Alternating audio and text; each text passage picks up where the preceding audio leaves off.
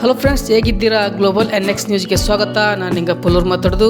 ಬನ್ನಿ ಫ್ರೆಂಡ್ಸ್, ನಿನ್ನೆ ಜನವರಿ 19ರಂದು ಸೋಮವಾರ ನಡೆದಂಥ ಸಂಡೇ ಬಿಗ್ ಬಾಸ್ ಕನ್ನಡ 12 ಸೀಸನ್ನಲ್ಲಿ ಗಿಲ್ಲಿ ನಟನೆಗೆ ಐತಿಹಾಸಿಕ ವಿಜಯ್.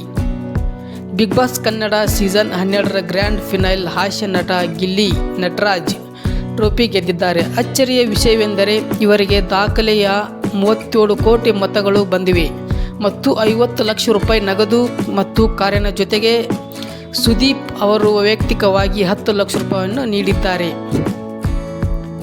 ಮೋದಿ ಟ್ರಂಪ್ ಆಹ್ವಾನ. Board of peace. ಗಾಜಾ ಪುನರ್ನಿರ್ಮಾಣಕ್ಕಾಗಿ ಡೊನಾಲ್ಡ್ ಟ್ರಂಪ್ ರಚಿಸಿರುವ ಬೋರ್ಡ್ ಆಫ್ ಪೀಸ್ ಸಮಿತಿಗೆ ಸೇರಲು ಪ್ರಧಾನಿ ಮೋದಿಯವರಿಗೆ ಬಂದಿರುವ ಅಧಿಕೃತ ಆಹ್ವಾನ ಜಾಗತಿಕವಾಗಿ ಚರ್ಚೆಯಾಗುತ್ತಿದೆ. ಭಾರತವು ಈ ಸಮಿತಿಗೆ ಸೇರುವ ಬಗ್ಗೆ ಇಡೀ ವಿಶ್ವದ ಕಣ್ಣು ನೆಟ್ಟಿದೆ. ಕ್ರಿಕೆಟ್. ಭಾರತ ನ್ಯೂಜಿಲೆಂಡ್ ವಿರುದ್ಧ ಸರಣಿ ಸೋಲು.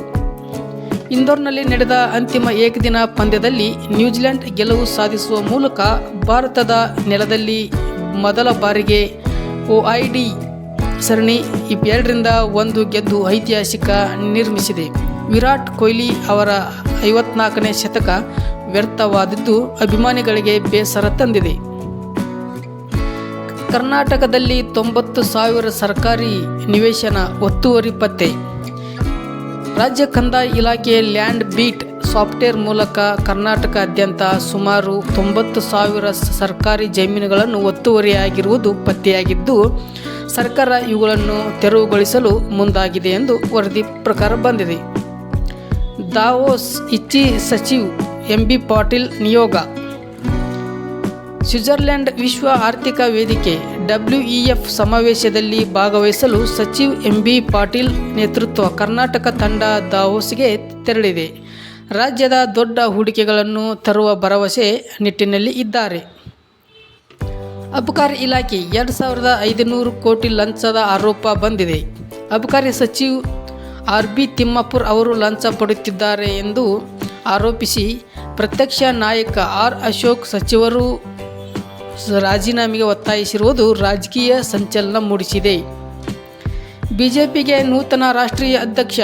ಬಿಜೆಪಿಯ ರಾಷ್ಟ್ರೀಯ ಅಧ್ಯಕ್ಷ ಸ್ಥಾನಕ್ಕೆ ಇಂದು ನಾಮಪತ್ರ ಸಲ್ಲಿಕೆ ನಡೆಯುತ್ತಿದ್ದು, ನಿತಿನ್ ನಬೀನ್ ಅವರು ಮುಂದಿನ ಅಧ್ಯಕ್ಷರಾಗಿ ಅವಿರೋಧಿಯಾಗಿ ಆಯ್ಕೆಯಾಗುವ ಸಾಧ್ಯತೆ ದಟ್ಟವಾಗಿದೆ ಎಂದು ಹೇಳಬಹುದು.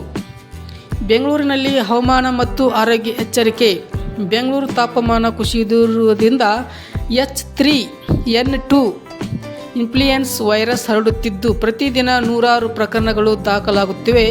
ಮಾಸ್ಕ್ ಧರಿಸಲು ವೈದ್ಯರ ಸಲಹೆ ನೀಡುತ್ತಿದ್ದಾರೆ ಎಂದು ವೈರಲ್ ಆಗುತ್ತಿದೆ. ಲಾಲ್ಬಾಗ್ ಫುಲ್ ಪುಷ್ಪ ಪ್ರದರ್ಶನಕ್ಕೆ ಜನಸಾಗರ.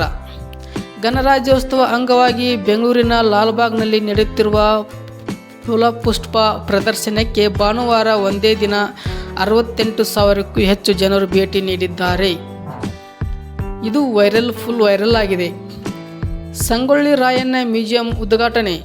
ಬೆಳಗಾವಿ ಜಿಲ್ಲೆ ನಂದಗಡದಲ್ಲಿ ನಿರ್ಮಿಸಲಾಗಿರುವ ಅತ್ಯಾಧುನಿಕ ಕ್ರಾಂತಿವೀರ ಸಂಗೊಳ್ಳಿ ರಾಯಣ್ಣನ ಸ್ಮಾರಕ ವಸ್ತು ಸಂಗ್ರಹಾಲಯವನ್ನು CM ಸಿದ್ದರಾಮಯ್ಯ ಅವರು ಇಂದು ಲೋಕಾರ್ಪಣೆ ಮಾಡಲಿದ್ದಾರೆ. ಇಂದು ಮಾರುಕಟ್ಟೆ ಅಪ್ಡೇಟ್. ಬಂಗಾರದ ರೇಟು, ಚಿನ್ನದ ರೇಟು ಬೆಲೆಯಲ್ಲಿ ಸ್ವಲ್ಪ ಏರಿಕೆ ಕಂಡು ಬಂದಿದ್ದು ಹೂಡಿಕೆದಾರರ ಗಮನ ಸೆಳೆದಿದೆ. ಹವಾಮಾನ ಇಲಾಖೆ. ಬೆಂಗಳೂರು ಇಂದು ಮೋಡ ಕವಿದ ವಾತಾವರಣವಿದ್ದು ಕನಿಷ್ಠ ತಾಪಮಾನದಲ್ಲಿ ಇಳಿಕೆಯಾಗಿದೆ ಎಂದು ಹೇಳಬಹುದು.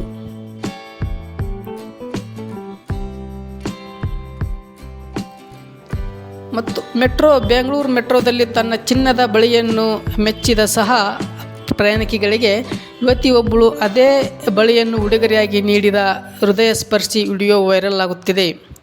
ಝೊಮ್ಯಾಟೊ ಗ್ರಾಹಕರು ಫೋನ್ ಕರೆ ಸ್ವೀಕರಿಸದ ಕಾರಣ ಡೆಲಿವರಿ ಬಾಯ್ಸ್ ಆರ್ಡರ್ ಮಾಡಿದ್ದ ಆಹಾರವನ್ನು ತಾನೇ ತಿನ್ನುತ್ತಿರುವ ವಿಡಿಯೋ ಸಾಮಾಜಿಕ ಜಾಲತಾಣಗಳಲ್ಲಿ ವೈರಲ್ ಆಗಿದ್ದು ಸದ್ದು ಮಾಡುತ್ತಿದೆ.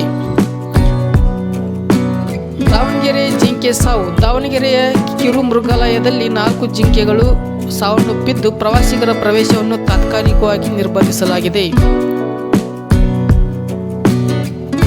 ಸಿದ್ದರಾಮಯ್ಯ ಕ್ಷೇತ್ರ. ಮೈಸೂರು CM ಸಿದ್ದರಾಮಯ್ಯ ಕ್ಷೇತ್ರದಲ್ಲಿ 20 ಎಕರೆ ಸರ್ಕಾರಿ ಭೂಮಿ ಒತ್ತುವರಿಗೊಳಿಸಲಾಗಿದೆ ಎಂದು ಮಾಹಿತಿ ಬಂದಿದೆ.